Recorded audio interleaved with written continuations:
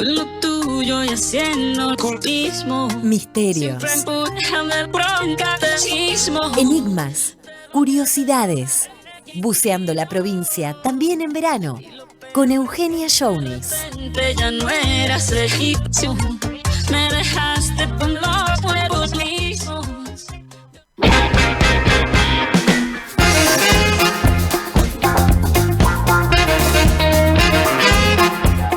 Bueno, nos acomodamos, nos ponemos cómodos porque cómodas porque vamos a estar un ratito parando un poco la pelota. Venimos todas las mañanas, ta.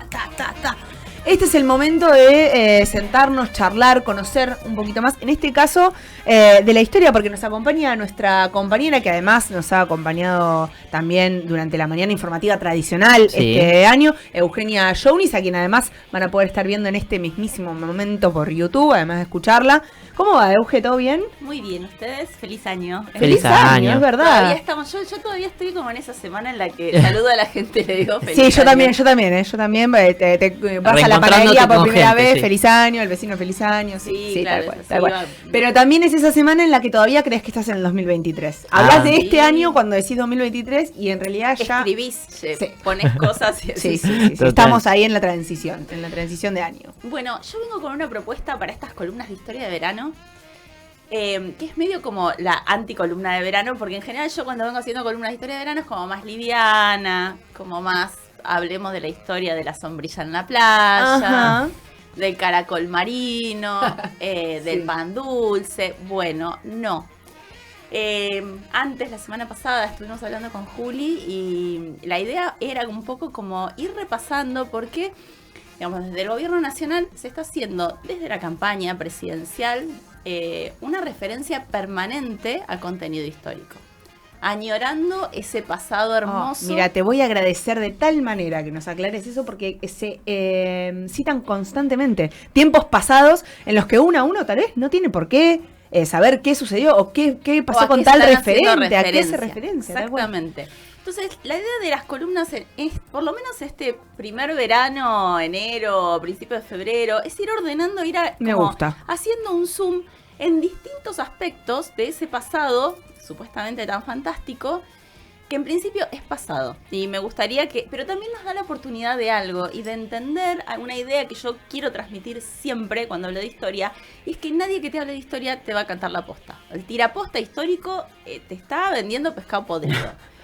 ¿Por qué? Porque los hechos son los hechos, los podemos conocer a través de distintos indicios, documentos, diversas fuentes, testimonios, bla. Pero la historia es interpretación. Entonces, eso mismo que un señor tratando de tentarnos con sus propuestas levanta y dice la maravilla que pudimos haber sido y ya no somos, otra persona la puede ver como en principio algo que sucedió en el pasado en otro contexto muy distinto. Hoy puntualmente me interesa acercarnos a Argentina potencia. Me gusta. Me gusta. Sí. Esta idea de medio macro, medio como de gran definición, de que la Argentina en algún momento del pasado fue primera potencia mundial. Sí. Yo ya revisaría un poco cuál sería el valor intrínseco de ser primeros, como estar en una lista al principio de todo, ¿no? Me parece que ahí ya hay un primer cuestionamiento que a mí me interesa hacer y decir, bueno, pará, pero ¿cómo estamos viviendo? Primeros, ¿a qué precio, no? ¿Primeros en qué? Y esa es la pregunta y ahí voy. Cuando Javier Milei puntualmente hace referencia a que ha hecho referencia a distintos años, porque su vuelta en algún momento fue 1860, 1852, 1880. Cuando se refiere a potencia mundial, se está refiriendo a este periodo que a grandes rasgos se conoce en historia económica como modelo agroexportador, cuando se habla de la Argentina como granero del mundo, la Argentina como proveedora en una división internacional del trabajo de materias primas en un contexto de industrialización ya no tan incipiente, digamos, con la primera revolución industrial en Europa muy avanzada, y la Argentina como proveedora de materias primas. Se inserta en el mercado mundial y obtiene divisas, en principio, Sí. inversiones. ¿Inversiones de qué tipo? Inversiones, por ejemplo, en infraestructura. Estoy pensando en los trenes, en las inversiones principalmente inglesas Claro. de los trenes.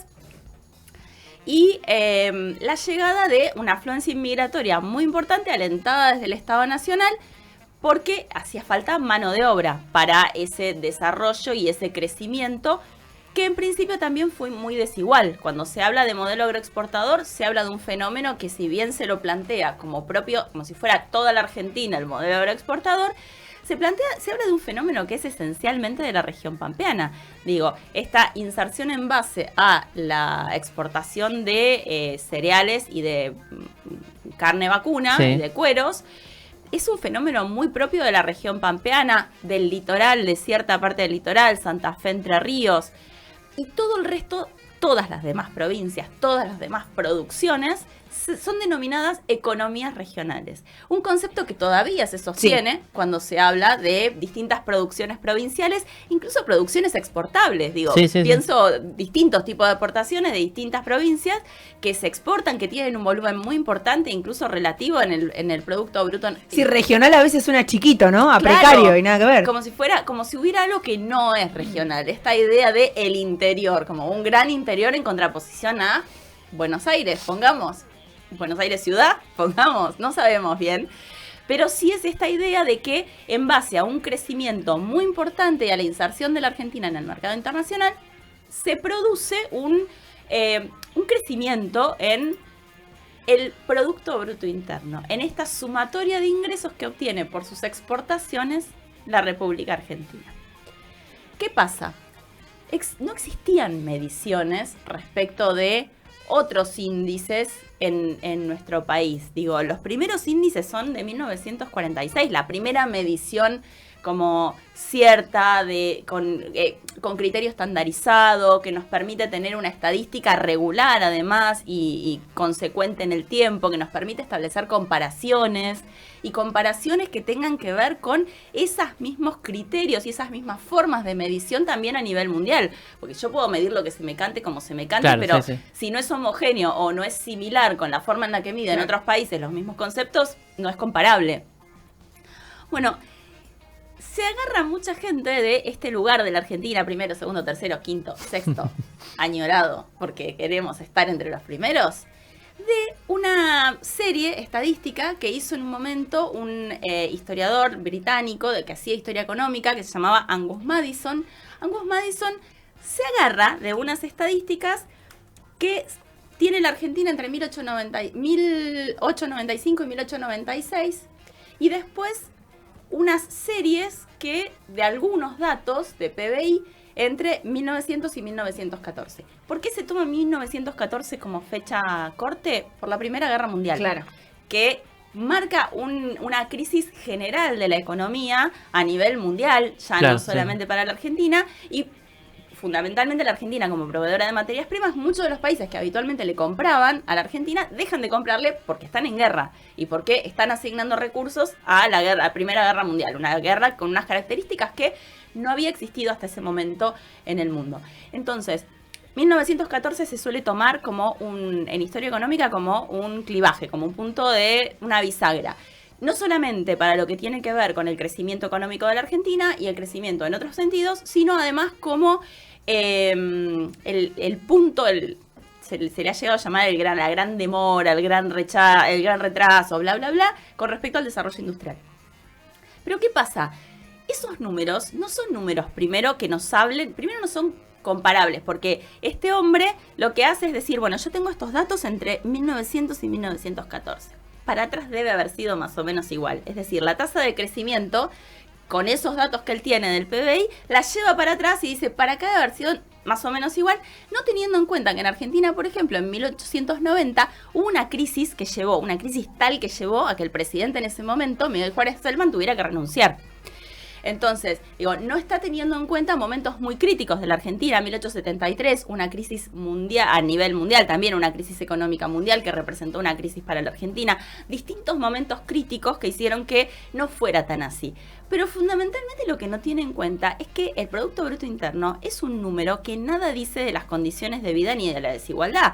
Dice, podría ser que dos tipos ganaran la totalidad de lo que representa el PBI, y lo repartimos por la cantidad de habitantes y nos da una cifra fenomenal, estamos todos genial, cuando en realidad sabemos que las condiciones de vida de los trabajadores en absoluto tenían que ver con lo que ese número representa. Entonces, ¿a qué país quiere volver Javier Milei?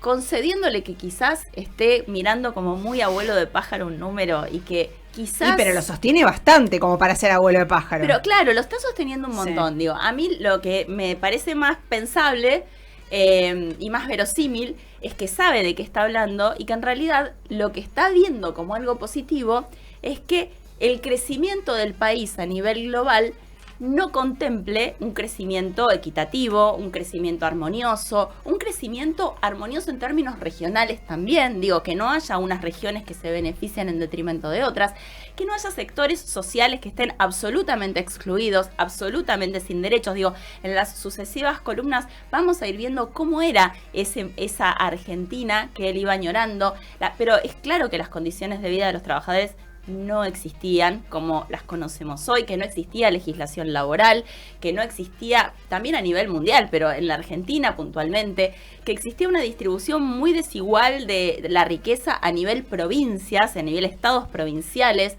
y que quizás, y lo que más me atemoriza de alguna manera, es que no sea un anacronismo, que no sea una idea de decir, che, te estoy hablando a grandes rasgos de ciertos números, de un ranking mundial teórico, de una inserción que en algún momento también se pensó como en base al desarrollo industrial, deseable. No, digo, te estoy hablando de que me interesa realmente volver inicialmente a un país en el que quizás me interesa más la macro y los números grandes y demás, y no estoy mirando al interior del país la profunda desigualdad, que en el fondo tampoco me parece tan grave. Porque en el pasado sirvió para que la Argentina pudiera desarrollarse en base al desarrollo de grandes sectores muy concentrados de la economía, que a la vez también tenían una concentración de poder político muy importante. Digo, él ve como la madre de todo el desmadre en la participación de masas en política, digo, con la llegada de Irigoyen al gobierno a partir de la ley Sáenz Peña, a partir del voto obligatorio, secreto y universal. Entonces, digo, quizás, y me lo pregunto, digo, me parece que está bueno pensarlo, digo, uno podría pensar, bueno, no, está pensándolo como un anacronismo, está mirando el PBI, pero en realidad no está considerando otras variables, y quizás sí las está considerando, y a lo que quiere volver es ese país profundamente desigual, profundamente carente de derechos legalmente reconocidos y tratando de ser cumplidos, en el que unos pocos sectores de la sociedad, un sector muy concentrado de la sociedad, crecía muchísimo sin importar, sin mirar siquiera qué era lo que estaba pasando en otras partes del territorio, geográficamente hablando, y en el resto de la sociedad, que era mayoría y que no tenía derecho, en principio, a ejercer su derecho al voto y a elegir representantes. Bueno, sí, tremendo. Características que un poco vuelca Javier Milei de la concepción que tiene del país. Digo, pensar en riqueza concentrada. Estamos viendo la desregulación del Estado en amplios ámbitos de la sociedad donde hay beneficiarios directos, de empresas, empresarios, el mismo dueño del hotel donde Javier Milei se está quedando, por ejemplo, la regulación de lo que es la cuestión del financiamiento para las provincias. Esto que es la idea de... Los nulos derechos laborales. Sí, los nulos derechos laborales. Hacia eso también vamos. Adorni mencionando este supuesto... Los supuestos derechos. Los supuestos derechos ganados en estos 70 años. También como concepción del Estado y de los derechos que tienen que tener los trabajadores. Sí, todo esto nos lleva a pensar que básicamente es como decías al principio, él sabe perfectamente a qué se refiere y él lo ve como sumamente positivo, porque ahí, porque si se ve el PBI, digamos, era una cuestión, un número que tal vez era muy positivo para el crecimiento del país. Ahora, no estaba equitativamente distribuido y había gente que igualmente se moría de hambre, que además era la mayoría de la población porque eran los trabajadores, ni más ni menos. Tal cual, y que tremendo.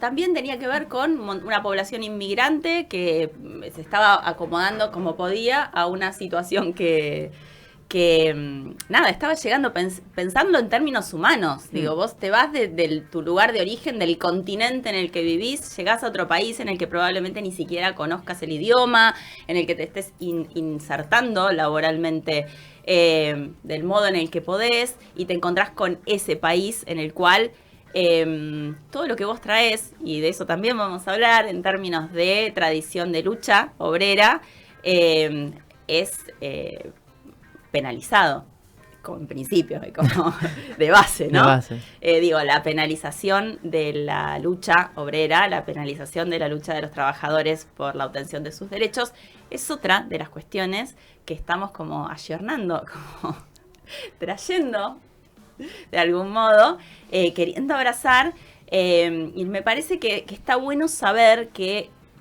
es eso. ¿Qué es eso? Que tienen un modelo de referencia, que es un modelo pasado, que en el pasado de algún modo era así. Digo, pensemos que las constituciones, las legitimidades y las leyes a nivel mundial fueron avanzando en el sentido del reconocimiento de más derechos y de considerar determinadas cuestiones más derechos. Tiene que ver con el crecimiento humano. Digo, humanamente somos mejores porque estamos reconociendo que como humanos tenemos más derechos. No, me parece que no admite vuelta atrás. No, y un análisis hecho por un inglés. Además, que eso es importante, ¿no? Una mirada extranjera a un país que, como decía, estaba pasando 1000 cosas situadas, históricas, que no estaban siendo tenidas en cuenta para ese análisis. Un tipo que se estaba beneficiando claramente, en última instancia, con ese crecimiento industrial que se nutría de no solo de la mano de obra, no solo de las materias primas, sino también de un montón de beneficios impositivos. Pensemos que los trenes los hicieron los ingleses en la Argentina en un modelo que es un modelo de abanico, que no favorece en absoluto el desarrollo armonioso de las distintas regiones del territorio argentino, pero que fundamentalmente se basó en exenciones impositivas y en beneficios absolutos que les hacían muy tentador el espacio de inversión. Llegan mensajitos al YouTube. Sí. Roxy, nuestra otra columnista amada, dice: necesitaba esta columna. Y es cierto, porque a veces para ambas cosas. Por un lado, para no andar repitiendo cosas de las que capaz no tenemos ni idea, porque eso también pasa mucho.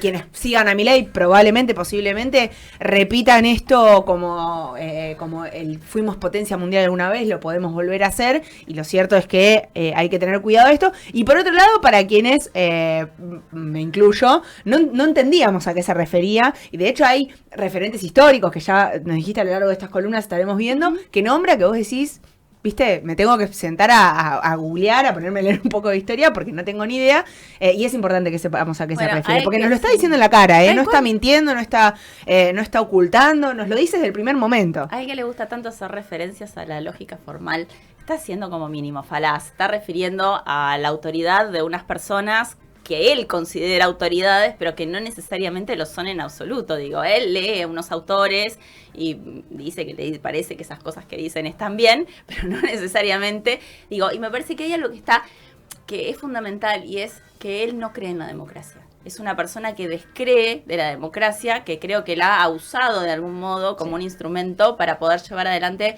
lo que considera que es un proyecto virtuoso, pero él no cree en la democracia ni como valor, ni como sistema político que nos vaya a llevar a ningún lado, y de algún modo también está desarmando eso, ¿no? Esta idea de... Sí, está en evidencia, claramente.